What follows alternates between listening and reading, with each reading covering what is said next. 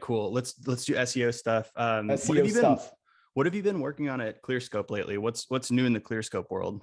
Yeah, that's a good question. So for those of you that don't know what Clearscope is a content optimization tool, which, if you don't know what that is, we do natural language processing on Google results. And we say, oh, look, if you talk about three-body problem, you should probably also mention science fiction, because three-body problem and science fiction as a concept are closely related.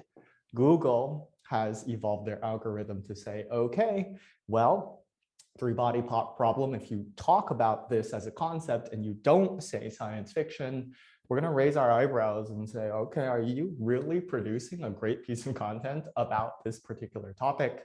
So content optimization gives insights into, we'll say, related concepts for any given topic, which then helps you produce higher quality content. That said, what we've been working on at Clearscope has been mostly cut and dry. So we're dabbling in some AI generation. I think that's been the newest field of like digital marketing that we've observed. You probably know these tools as like copy.ai, Jarvis. They help you create or spin ad copy, and a lot of them are getting into, I guess, like longer form stuff. So we are trying to take the recommendations that we're making and say, okay, well, can we help the user actually like think through or produce better ideas with like an I'm stuck sort of button. So you're like, oh, I'm stuck. And then it just writes like a sentence or two for you. At least at the high level, we're still trying to figure out what people want there. And then I would say that the other thing that we're working on is, oh yeah, content monitoring. It's just the idea that, again, content's not set it or forget it. Topics evolve over time. And so it's this modern day take on like a rank tracker that's like, oh, instead of just saying, okay, you're position 2 today and you're position 3 tomorrow, we're saying, oh, you're position 2 today and your content looks great. And now tomorrow you're position 3 and this topic has changed dramatically. So your content needs to be updated. And that's why you're position 3. So those are like the two kind of things that we're fleshing out. What do you see the main utility of AI generated content today? Where is it most useful? And do you see that evolving or changing or expanding in the future? You mentioned kind of a getting stuck problem. Yeah, I can like attack this idea from all kinds of different angles. And so I'll start with factually what I believe to be true. AI generated content is ingesting a whole, lexicon of American language, and they are creating probability models. So you could imagine if I'm like, the lazy fox jumped over the fence, or whatever that sentence is that, includes all of the letters of the alphabet, that if you gave the AI, the lazy fox jumped, it would look at that as a starter and then look at, right, all of the sentences that we'll say like, the internet has produced, not the entire internet, but that it's ingested, and say, okay, it's very likely 99.99999% of the time that, like jumped over the fence is how you would complete this particular sentence. So that is the basis of most natural language generation, at least in the current form that we know it, which is OpenAI's GPT-3. That said, you can imagine then that historical stuff, right? The first president, who is the first president of the United States? You can imagine that AI generators can look at that and say George Washington and first president just go hand in hand, right? Easy peasy.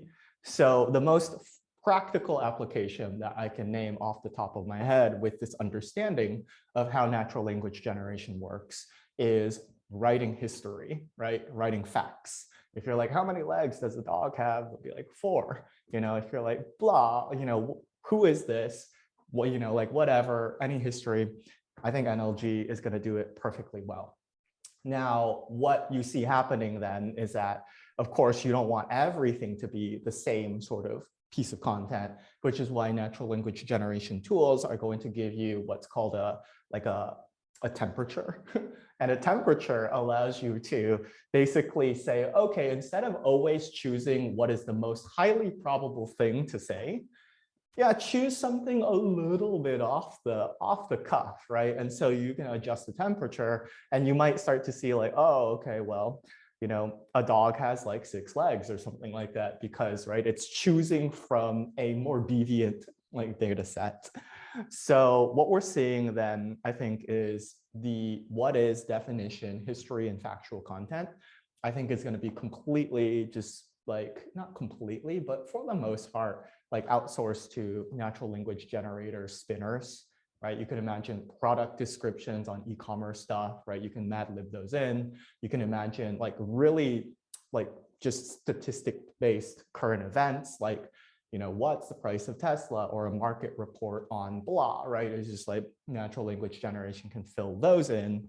And then where I see natural language generation struggling is, of course, where human beings are opinionated on the particular topic, right? So, without getting too into the nitty gritty, you can imagine politics, abortion, like these kinds of things, right? Where there's no real correlation that a computer can draw because, again, the world is like pretty split or fractured on these particular topics. That's where you're going to see a lot of gobbledygook that comes out, right? It's going to be like, whatever.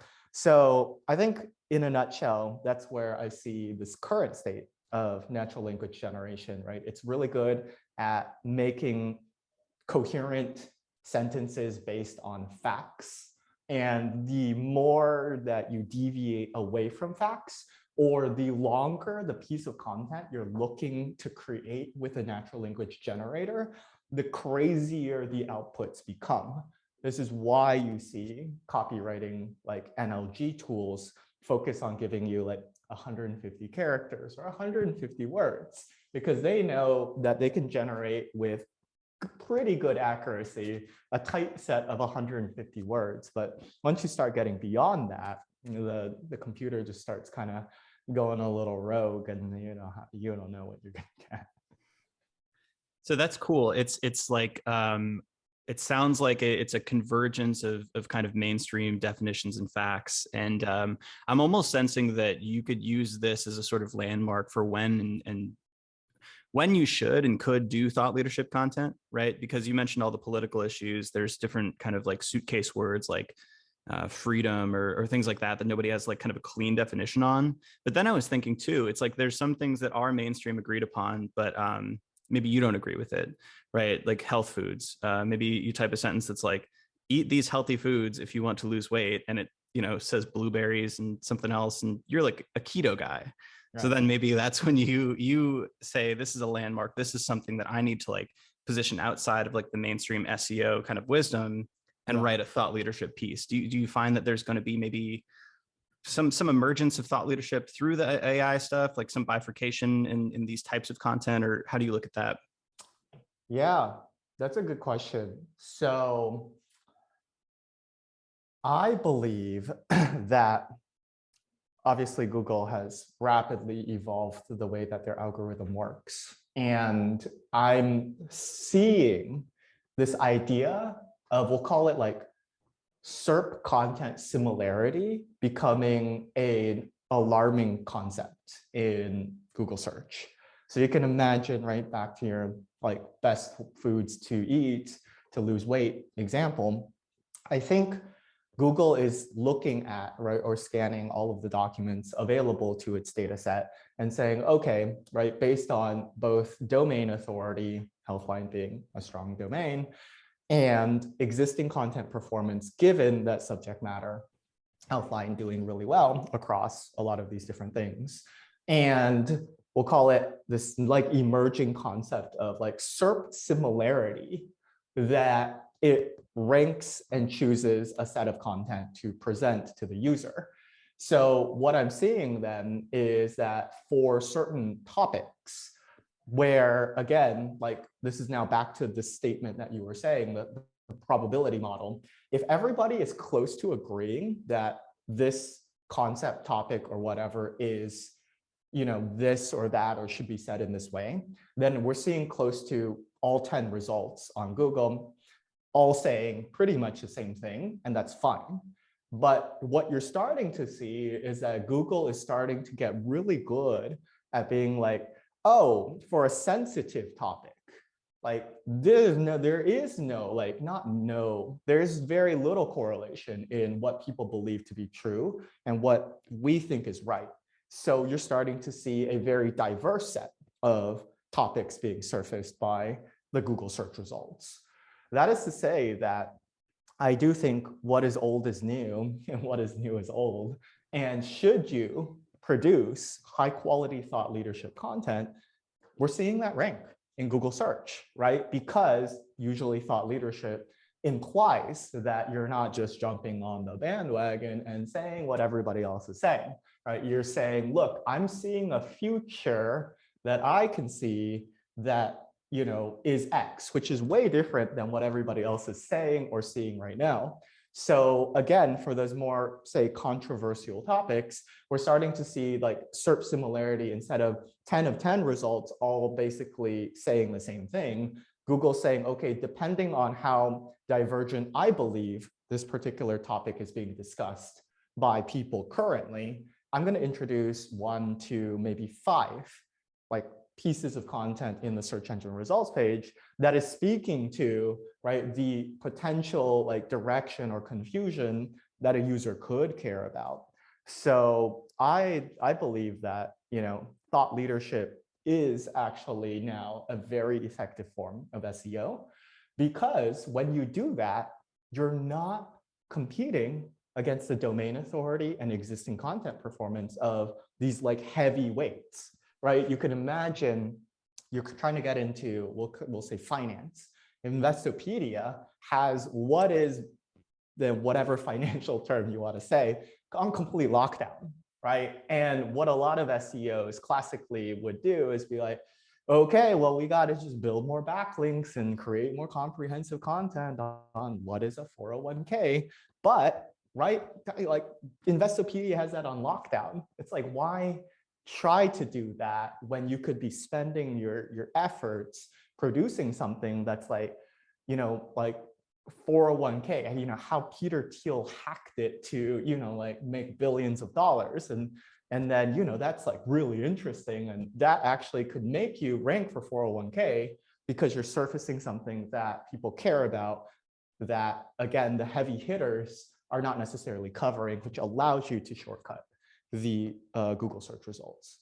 That's fascinating. So there's a bridging of the SEO and thought leadership worlds. This is maybe a very nitty gritty question, so we'll see how this goes. But so you said different angles can play and different angles can rank for kind of similar keywords. But what about when, let's say a large company like HubSpot has a huge domain authority, so they can write a topic and basically rank for it. Let's say how to run an A/B test, right?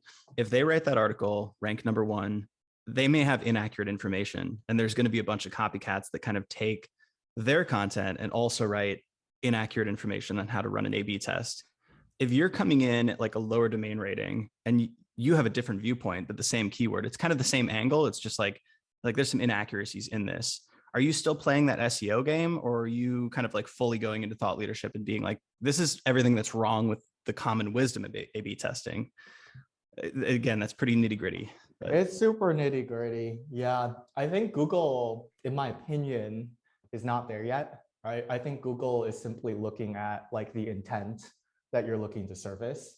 And if you're going after how to run an A/B test and you're pointing out inconsistencies, you're competing against how to run an A/B test, right? That's where I would say that if you wanted to be more edgy, we'd be like, 7 ways not to run an A/B test, right? And that's sort of the way to say like, okay, I want to point out the inconsistencies of how people are thinking about running A/B tests.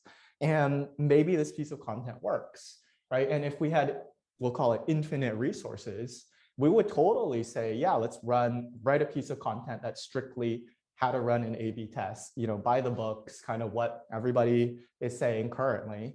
And then let's put a contrarian article also in the lexicon, just in case, right, we see a shift in the topic, which is, 7 ways not to run an A/B test. And then you could approach this even further. And this is kind of where we're talking about, I think you're going to be talking about this with Sam or the future. It's like content strategy is actually like super important, because we could say how to run an A/B test, right? Things that you need to do before running an A/B test, why running A/B tests is not actually that important anymore, right? There's all of these different angles that you could attack how to run an A/B test by exploring, like what people need, why it's important, why it's not important anymore. And I think if you design, again, like a holistic content strategy that hits all of these different points, then you're gonna win the SERPs, and you're probably gonna win multiple spots in the SERPs, and your content's gonna stay topically relevant regardless of where the topic goes, right? Like A/B testing is kind of out of vogue. So it's like, you can imagine when it's super hot, people are like, oh, I want to do it. How do I do it? And when it starts to drop in trendiness, because people are like, does this even matter? And then you're like, does A/B testing even matter? Article starts ranking in the top spots, right? And so you've covered all of your bases from the range of perspectives or subtopics that the user is likely to care about. And that's how I would be approaching like content moving forward, right? It's like, okay, what are the different perspectives the user is going to care about? And do we need separate standalone pieces of content to address each one? Obviously, I think you can blur together two very easily, right? Like, why it matters, or is this still important? Like, you don't need 2 articles to say the same thing, but you can like have, right, all these different perspectives, and you'd be dominating, in my opinion. And I think that's like what people need to be doing, except they're not, right? Because a lot of people are classically SEO trained. So they'll be like, okay, how to do A/B testing that has 320 monthly searches. And, does A/B testing even matter? It's like, that doesn't even show up in my whatever competitor research tools. So like, who cares about that? And it's like, well, I care about that. And if a larger percentage of people who are Googling A/B testing are starting to care about that, they're gonna see it rank. And that's why, again, content strategists, I think the future of SEO is content strategy. And I mean, this is what I would posted on LinkedIn and Twitter, but content strategy plus like user experience. In the past, you ran an SEO agency, right? Mm-hmm. What are some things that you've learned while building Clearscope that have been either surprising, additional, or have changed your beliefs from when you ran an SEO agency? Like, what new additional information have you kind of updated your priors with? Yeah, definitely this idea of like, search intent. But I think like doing SEO work. So we ran an SEO agency. It's called Mushi Labs. We did a lot of SEO work for the larger directory style websites. You can think of these as like DoorDash, Compass.com, all trails, right? Where you have data in a database and you spin it into hundreds of thousands, if not millions of different landing pages, which then service a range of keywords.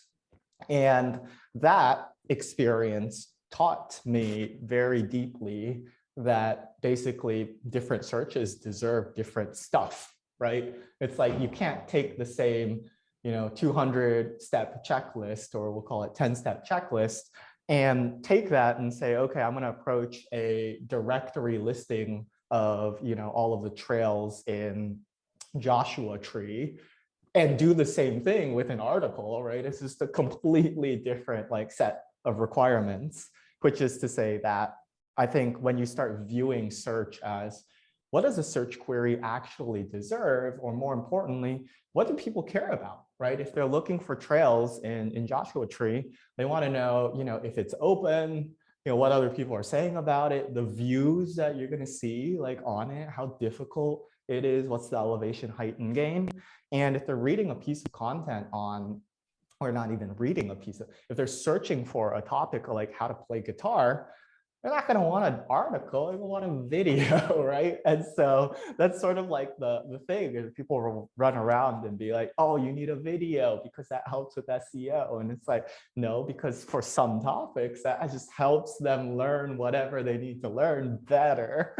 So I would say like if, and that became so strongly ingrained in how I just approached SEO that it almost like a lot of the things that Google has done, like just isn't surprising, right? It's like, oh, okay, yeah, that makes sense, right? That's better servicing the user here or there.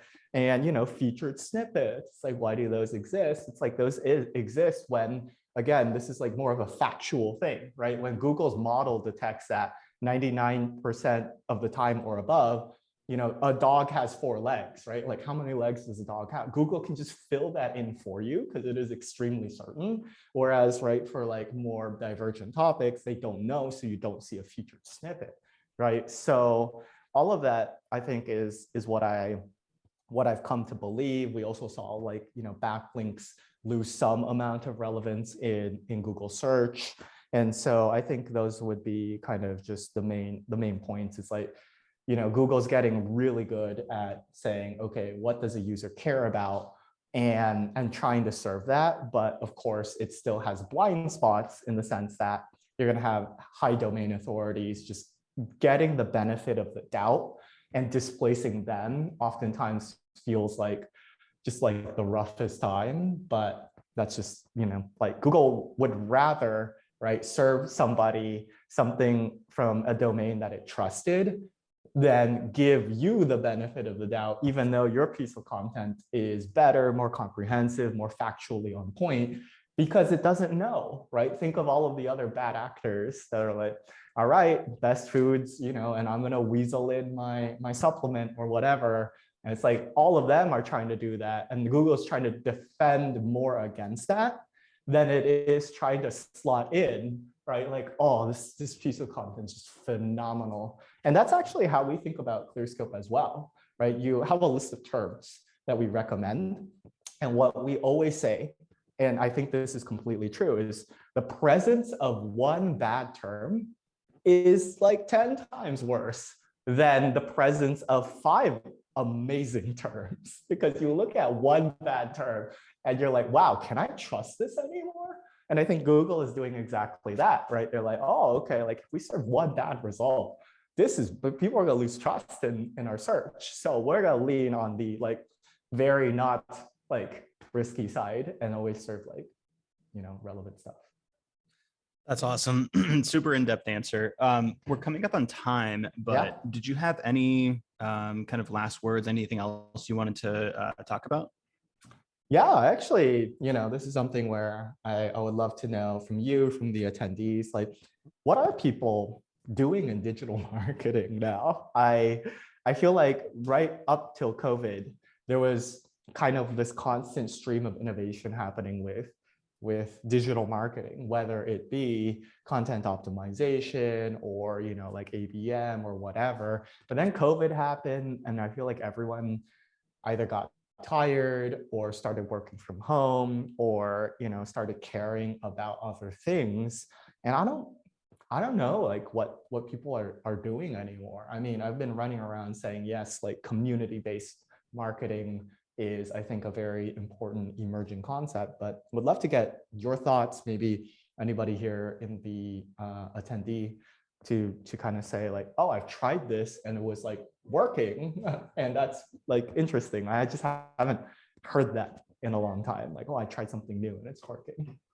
Yeah, I think, well, first off, I think half of us are in the metaverse and half of us have thrown away our smartphones and are out kayaking. That's where we're at in the pandemic now. But outside of that, what we're doing in marketing, and we've just got a minute here, so we can talk more about this later. And please drop your comments if anyone here has ideas and kind of interesting campaigns or strategies you're running right now. But anecdotally, from clients coming in, there's a big shift towards brand thought leadership, getting outside of the typical SEO box.